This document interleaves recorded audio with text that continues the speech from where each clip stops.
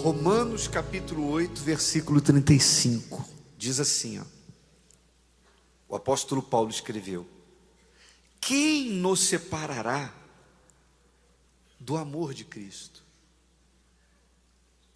A tribulação, ou a angústia, ou a perseguição, ou a fome, ou a nudez, ou o perigo, ou a espada? Como está escrito: por amor de ti somos entregues à morte todo dia, somos reputados como ovelhas para o matadouro. Mas em todas estas coisas somos mais do que vencedores por aquele que nos amou. Porque estou certo de que,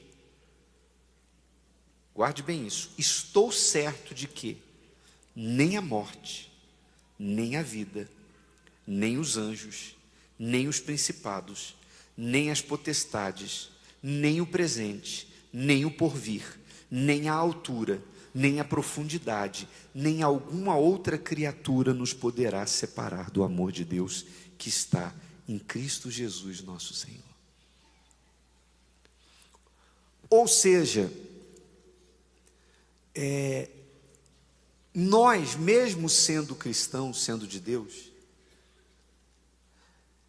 não estamos isentos de enfrentar lutas, dificuldades, guerras, tribulações.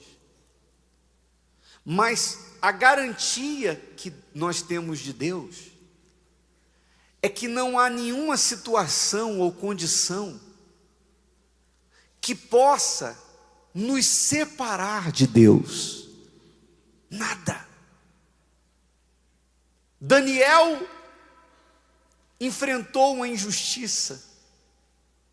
Foi lançado na cova dos leões numa situação que nem o rei, que era amigo dele, pôde livrá-lo. Nem o rei podia fazer nada por ele. Mas quando ele entrou na cova, Deus estava lá com ele e deu o livramento.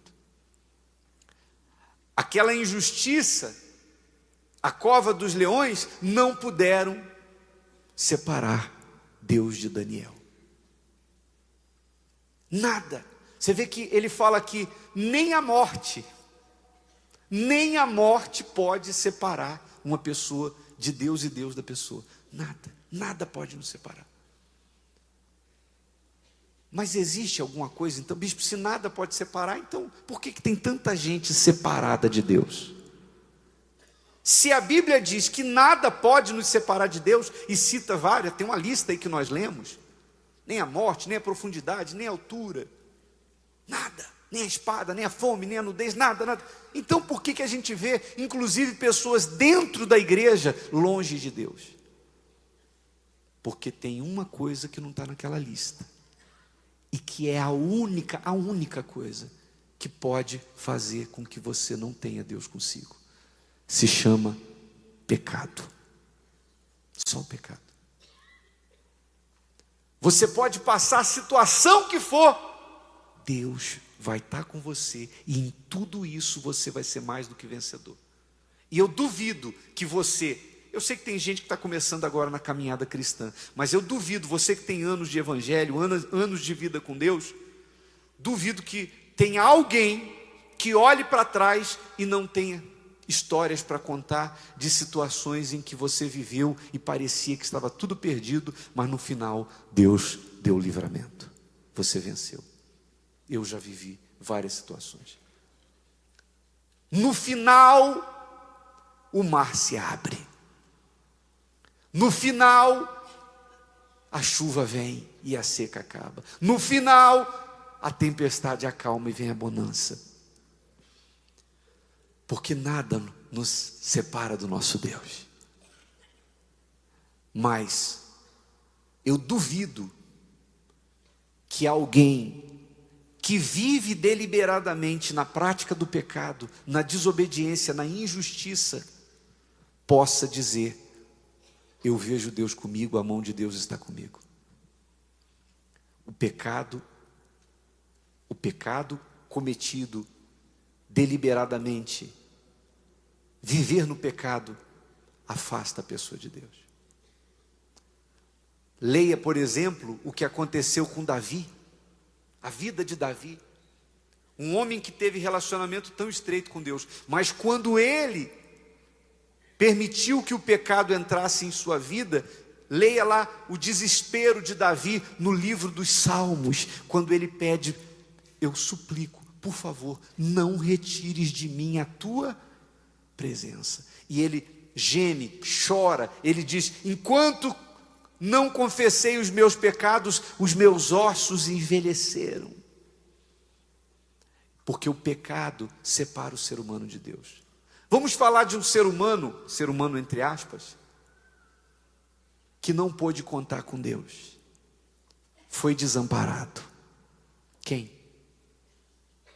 Quando fala a palavra desamparado, você lembra de quem? Na Bíblia, quem foi desamparado? Quem cria em Deus, mas foi desamparado?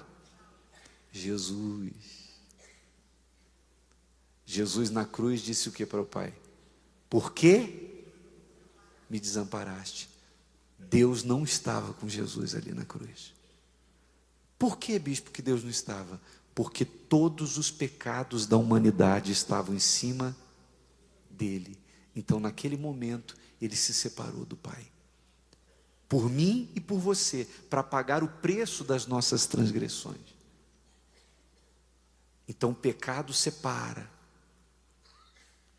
Naquele momento, o filho ficou desamparado. Para resolver o nosso problema.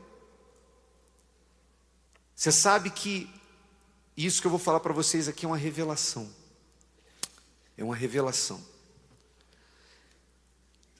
O que é pecado?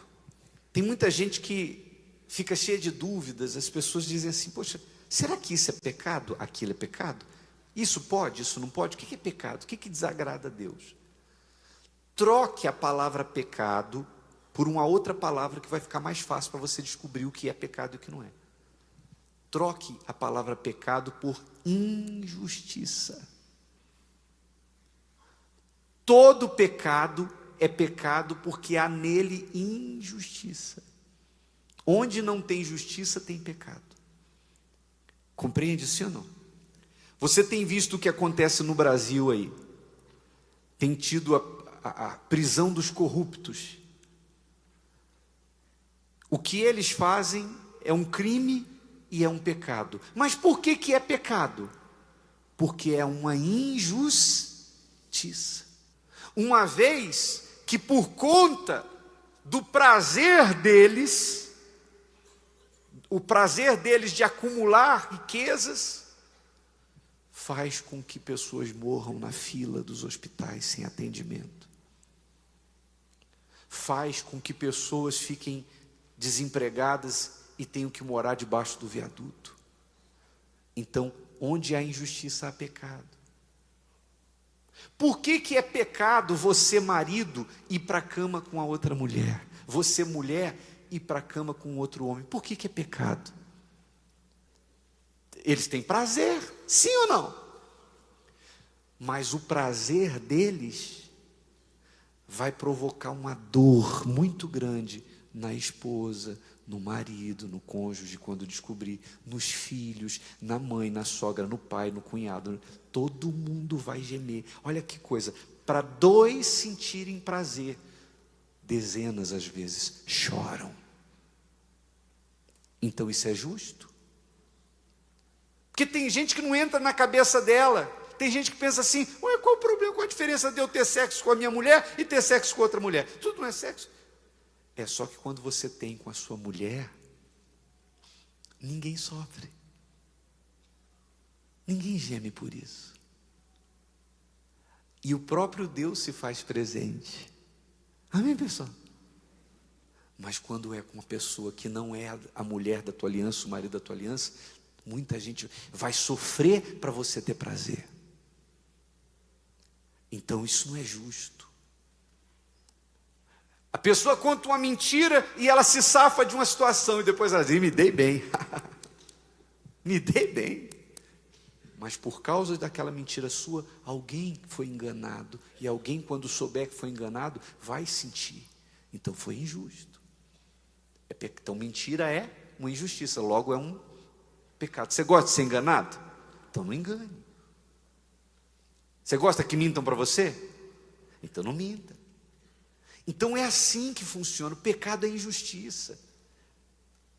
Só que esse pecado que hoje traz prazer, ele vai te prender ao diabo. O que prende as pessoas ao diabo? O pecado. Toda vez que uma pessoa... Entenda bem, pessoal, eu não estou falando de ser pecador.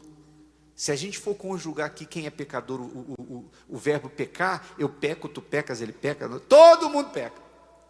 Porque nós somos humanos. Não há quem não fale. Mas eu falo das pessoas que assumem e vivem conscientemente, por escolha, deliberadamente, escolhem ficar fazendo a coisa errada. Vivem na prática do pecado. Essas pessoas são escravas do diabo. Todo pecado tem um espírito. E onde há a desobediência a Deus, há a ausência do Espírito de Deus e há a presença do diabo. E depois vem a conta. Porque se você faz alguma coisa que é do reino das trevas, o diabo vai mandar conta.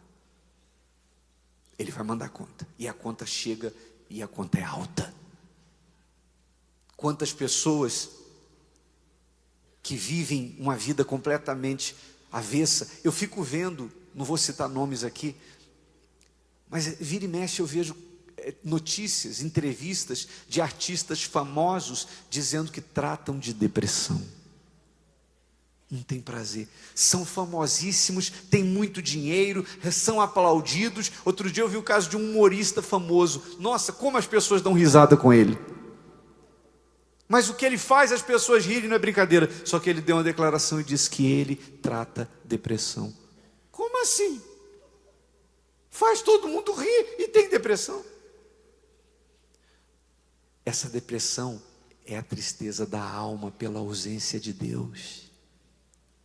E não tem dinheiro, não tem amigos, não tem fama, não tem aplausos que compensem a falta da presença do Espírito Santo.